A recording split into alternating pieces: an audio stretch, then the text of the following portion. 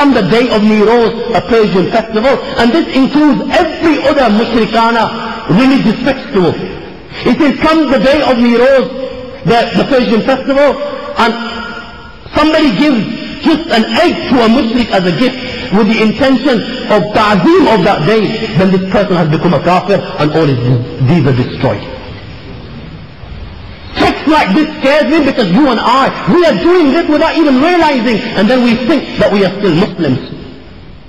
We claim to be muwahhid. Some others have gone to the extent of committing shirk without even realizing that we are committing shirk. Let me give you an example. I'm sure you all know what an omen. Deducing an omen is an act of shirk. Atira shirkun, atira shirkun, atira shirkun are the words of Rasulullah sallallahu alaihi wasallam.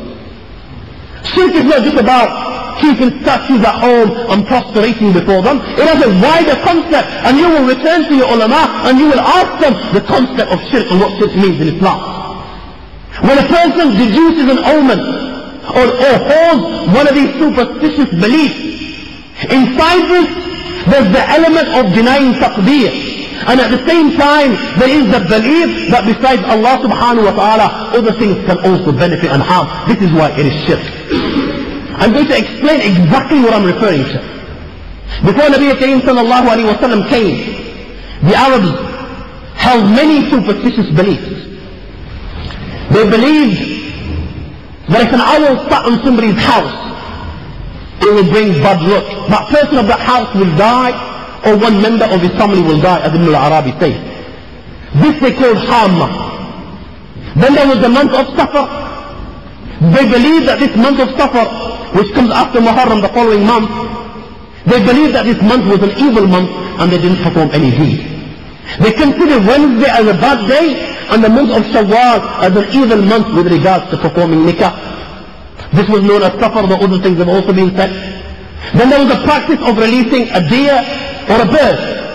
If these animals went towards the right, they saw this as bringing good luck, and they would continue that work.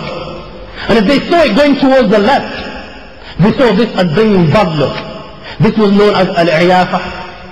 Then they would throw pebbles on the ground and draw lines, yet again inferring good and bad omens. This was known as tarq. 1400 years down the line, and these things still exist within the Muslims. In Pakistan, they believe if a black crow sits in somebody's house, it will bring bad luck. They believe the flickering of an eye as a calamity going to befall. They will not marry in the month of Shawwal because they take that as a bad month. They will not marry in the month of Muharram, and some go to the extent that they will not even wash their clothes in the month of Muharram because they take the month of Muharram as a bad month. In every community, we have things like this, which we don't even realize, depending from which background we come from. Even in the Western culture which you and I have adopted, these things exist. And our youngsters that go to these universities, many a time make a mention of these things, do not even realizing the impact this word has on his iman. Let me give an example. As children we would say that if you break a mirror, you will get 7 years bad luck. We didn't know at the time. If you walk under a ladder, you will get 7 years bad luck. We didn't know at the time. People believe that if a black cat goes in front of you, you will get bad luck. Yet this belief originated in the Middle Ages when people believed that black cats were witches, were the pets of witches. Then there's the saying, knock on wood. If somebody doesn't want his luck to change, they say knock on wood. They take the wood and they knock on it. Yet this belief originates when people in Europe believed that gods lived in trees. And they would come to the tree god and touch the tree god and ask him for a favor. If his favor was fulfilled, if the wish was fulfilled, then they would touch the tree god again. Then, I'm sure you read the paper. The Yorkshire Post, when Albania lost against England, was the 13th proved lucky for Andy Cole. People believe number 13 is unlucky. In America, the 13th floor is called the 14th. Where did this belief go? They say it goes right back to the time when Sayyidina Isa alayhi salam's last supper. There were 13 people. One of the 13 was Judas, who betrayed Sayyidina Isa alayhi salam. Because of this, they take number 13 as an evil number, a number that brings bad luck, and they take Friday as a bad day. We say these things. Many of us believe these things, the young ones, yet we don't even realize. In this, we are believing that besides Allah subhanahu wa ta'ala, other things can also benefit and harm. And this is shirk. Many of us are committing this and we don't even realize it. We need to remember the advice Nabi Kareem sallallahu alayhi wa sallam gave to Ibn Abbas, Ya ghulam, ihfadillah yahfadk. O child, remember Allah and Allah will remember you. Ihfadillah tajidhu tujahak. Remember Allah and you will see Allah before you. وَإِذَا سَأَلْتَ فَاسْأَلِ اللَّهِ وَإِذَا اسْتَعَنْتَ فَاسْتَعِنْ بِاللَّهِ. When you ask Allah alone. When you seek help from Allah alone. وَاعْلَمْ أَنَّ الْأُمَّةِ لَوْ اجْتَمَعَتْ عَلَىٰ أَنْ يَنْفَعُوكَ بِشَيْءٍ لَمْ يَنْفَعُوكَ إِلَّا بِشَيْءٍ قَدْ كَتَبَهُ اللَّهُ لَكَ. If the whole ummah were to get together to benefit you, they will not be able to benefit you except with the thing that Allah subhanahu wa ta'ala has already preordained, already Allah has written for you.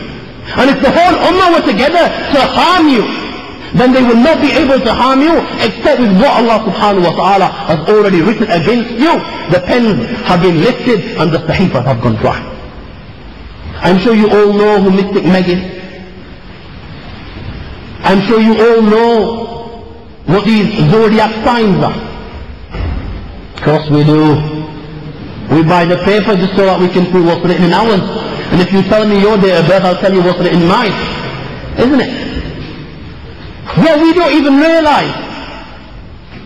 We don't even realize that by reading these zodiac signs, for 40 days, our prayer is not accepted. من أتى عرافا فسأله عن شيء لم تقبل له صلاة 40 ليلة. Everybody who comes to a soothsayer, and this hadith includes palm readers, fortune tellers, tea cookies, tea leaves, fortune cookies, computer programs, zodiac signs, anything that informs you about the future, this hadith includes it. Whoever reads this column for 40 days, his prayer is not accepted. And if he believes, just like our youngsters have begun to do today, they have begun to rely on these signs and what is written inside us to determine their actions. If he believes what is written inside this sign, then the Prophet sallallahu alaihi wasallam says, فَقَدْ كَفَرَ بِمَا أُنزِلَ عَلَى مُحَمَّدٍ. Then he has committed kufr, and this person should renew his faith. And we think nothing of this. Especially our sisters. They read these signs. They encourage others to read these signs. And they believe what is written inside this. What does the Quran say? Only Allah and Allah alone knows what is going to happen tomorrow. Only Allah has the knowledge of the future. قُلْ لَا يَعْلَمُ مَنْ فِي السَّمَاوَاتِ وَالْأَرْضِ الْغَيْبَ إِلَّا اللَّهِ إِنَّ اللَّهَ عِنْدَهُ عِلْمُ السَّاعَةِ. Even our Prophet sallallahu alayhi wa sallam, all respect to Nabi Kareem sallallahu alayhi wa sallam. We respect Nabi Kareem sallallahu alayhi wa sallam. We respect the maqam Allah subhanahu wa ta'ala has given to Nabi Kareem sallallahu alayhi wa sallam. As Sunni Muslims, we believe that the maqam of Nabi Kareem sallallahu alayhi wa sallam, وَرَفَعْنَا لَكَ ذِكْرَكَ, comes second to Allah subhanahu wa ta'ala. But in spite this, Nabi Kareem sallallahu alayhi wa sallam did not have the knowledge of the unseen. Nabi Kareem sallallahu alayhi wa sallam did not have the knowledge of the ghaib. As Sunni Muslims, we believe that yes, Nabi Kareem sallallahu alayhi wa sallam predicted many things. We believe this was from the revelation, وَمَا يَنْتِقُ عَنِ الْهَوَىٰ. We believe that Nabi Kareem sallallahu alayhi wa sallam knew everything that Allah subhanahu wa ta'ala informed Nabi Kareem sallallahu alayhi wa sallam. But at the same time, as Sunni Muslims, we believe that Nabi Kareem sallallahu alayhi wa sallam did not have the knowledge of ghaib. This does not undermine the status and the maqam of Rasulullah, because Allah subhanahu wa ta'ala says, O Muhammad sallallahu alayhi wa sallam, tell the people, لا أملك لنفسي نفع ولا ضرا. I do not possess the power to benefit or harm except what Allah wishes. وَلَوْ كُنْتُ أَعْلَمُ الْغَيْبِ لَاسْتَكْثَرْتُ مِنَ الْخَيْرِ. And if I, Muhammad sallallahu alayhi wa sallam, knew the ghaib, then I would have multiplied good deeds. Then I would have multiplied doing good. وَمَا مَسَّنِيَ السُّوءُ. And no evil would have touched me. Or Muhammad Hazrat Aisha says, مَنْ حَدَّثَكَ أَنَّ مُحَمَّدًا رَأَى رَبَّهُ فَقَدْ كَذَبَ وَهُوَ يَقُولُ لَا تُدْرِكُ الْأَبْصَارَ وَمَنْ حَدَّثَكَ أَنَّهُ يَعْلَمُ الْغَيْبَ فَقَدْ كَذَبَ وَهُوَ يَقُولُ لَا يَعْلَمُ الْغَيْبَ إِلَّا اللَّهُ. That whoever tells you that Nabi Kareem sallallahu alayhi wa sallam had the knowledge of ghaib, then he is a liar, because Allah subhanahu wa ta'ala says nobody has the knowledge of ghaib besides Allah subhanahu wa ta'ala. If this was the maqam of Rasulullah, and Nabi Kareem sallallahu alayhi wa sallam could not tell you of what is going to happen in the future, then where can Mystic Meg and the likes of the Shayateen can inform you what is going to happen in your future? How do these Mystic Meg and these people work? By guesswork, and then with the jinn. Very briefly, before the coming of Nabi